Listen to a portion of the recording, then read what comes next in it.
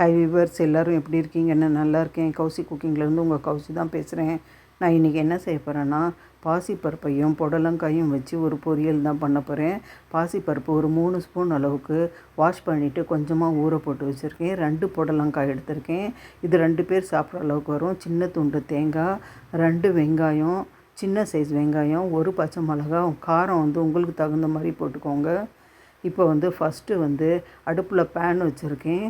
1 tumbler தண்ணி போட்டிருக்கேன். இதில் பாசிப்பருப்பு நல்லா கொலைய வேக வச்சிடலாம். இந்த மாதிரி மெத்தடில் நீங்கள் பொரியல் செஞ்சு பாருங்கள். டேஸ்ட் ரொம்ப ரொம்ப நல்லாயிருக்கும். இது நல்லா கொலைய வேகட்டும். இதில் கொஞ்சமாக மஞ்சத்தூள் மட்டும் நான் போட்டுக்கிறேன்.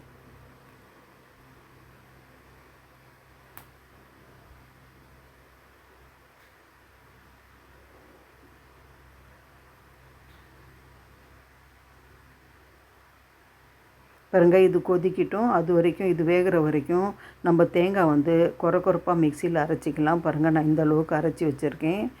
இப்போ புடலங்காய் கட் பண்ணி வச்சுக்கலாம். புடலங்காவை மேலே நல்லா கீறினிங்கன்னா இந்த மாதிரி ஒயிட் கலர் இருக்கிறதெல்லாம் வந்துடும். ஒயிட் கலர் போர்ஷன்லாம் இந்த மாதிரி கீறி எடுத்துக்கோங்க. இது எல்லாருக்குமே தெரியும். தெரியாதவங்களுக்காக நான் சொல்கிறேன். பிகினர்ஸும் பேச்சுலர்ஸும் இருப்பாங்க செய்ய தெரியாமல், அவங்களுக்காக இந்த சமையல். பாருங்கள், இந்த மாதிரி கீறி எடுத்துகிட்டு மேல் பகுதியும் அடிப்பகுதியும் கட் பண்ணி எடுத்துக்கோங்க கொஞ்சமாக. அதுக்கப்புறம் இதை நடுவில் கட் பண்ணிவிட்டு உள்ளே இருக்கிற விதையை எடுத்துடலாம்.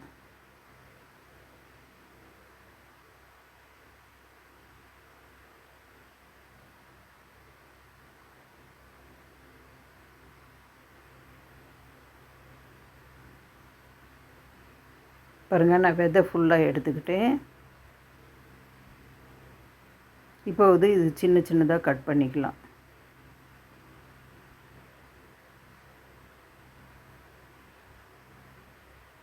பாருங்கள், நல்லா கொஞ்சம் வாஷ் பண்ணிக்கோங்க. இதில் கொஞ்சமாக நான் கருவேப்பிலை கலந்துருக்கேன். கொஞ்சம் வாசனையாக இருக்கும் இந்த மாதிரி கலந்து செஞ்சிங்கன்னா. பாருங்கள், பருப்பு இப்போ பார்க்கலாம். பாருங்கள், பருப்பு நல்லாவே குழஞ்சி வெந்துடுச்சு. பாருங்கள், பாசிப்பருப்பு நம்ம கொஞ்சமாக ஊற வச்சதால் அந்த தண்ணியை இழுக்கலை. நீங்கள் வேணால் கொஞ்சம் குறைச்சி கூட வச்சுக்கோங்க தண்ணி. பாருங்கள், இப்போ நம்ம வாஷ் பண்ணி வச்சுருக்கோம் இல்லையா புடலங்காய், அதை போட்டு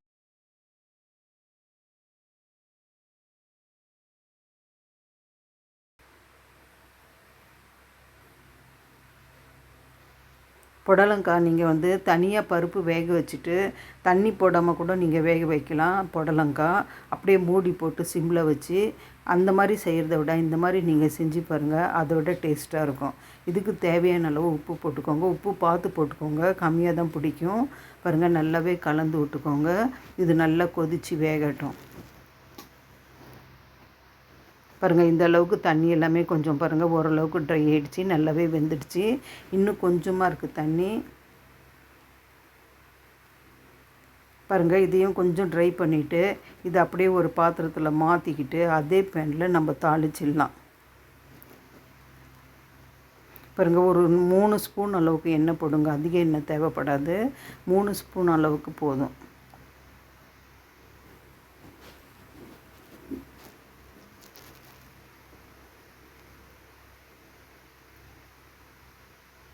சின்ன ஸ்பூனில் 1 ஸ்பூன் கடுகு போட்டுக்கலாம்.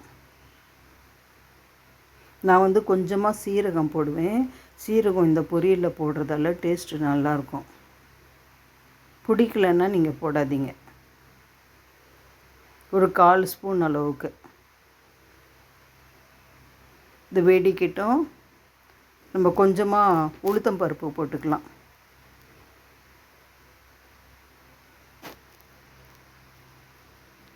பாருங்கள், கொஞ்சமாக நான் போட்டுக்கிறேன். ஒரு சின்ன ஸ்பூன் அளவுக்கு. 2 வரமிளகா போட்டுக்கிறேன். இதை நல்லா வறுத்துக்கலாம். நல்லா வறுபடட்டும். கடுகு வெடிக்கட்டும்.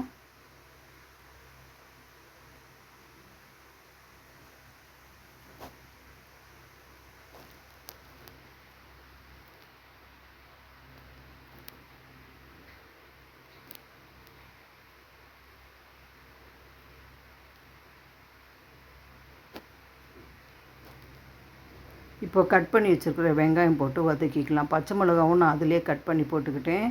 நான் மிளகாத்தூள் எதுவுமே போடலை. இந்த காரமே கரெக்டாக இருக்கும். நீங்கள் வரமிளகா உடச்சி வேணாலும் போட்டுக்கோங்க. நான் அப்படியே போட்டிருக்கேன்.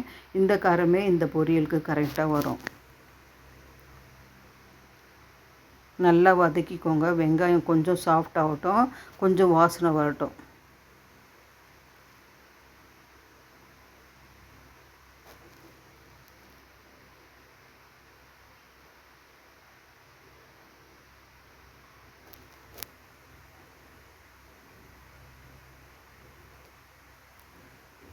பாருங்கள், இந்த அளவுக்கு கொஞ்சம் மசிய வெந்திருக்கு. இன்னும் கொஞ்சம் வேகட்டும் வெங்காயம்.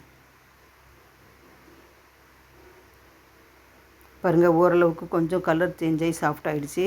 இப்போ நம்ம எடுத்து வச்சுருக்கோம் இல்லையா பாசிப்பருப்பு, புடலங்காய், அது போட்டுட்டு நல்லா மிக்ஸ் பண்ணிக்கலாம். நான் கருவேப்பிலை தாளிக்கும் போது போடலை, புடலங்காயில் மிக்ஸ் பண்ணியிருந்தேன். கடைசியாக நம்ம கொஞ்சமாக போட்டுக்கலாம் கருவேப்பிலை.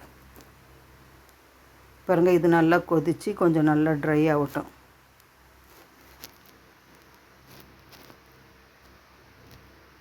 இப்போ நம்ம அரைச்சி வச்சுருந்தோம் இல்லையா தேங்காய், அதை போட்டுக்கலாம்.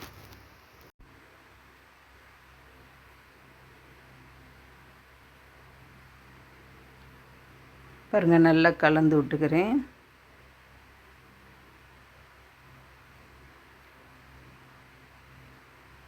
பாருங்கள், தண்ணியும் கொஞ்சம் நல்லா ட்ரை ஆகிடுச்சி. இன்னும் கொஞ்சம் ட்ரை பண்ணி நான் அடுப்பு ஆஃப் பண்ணிக்கிறேன்.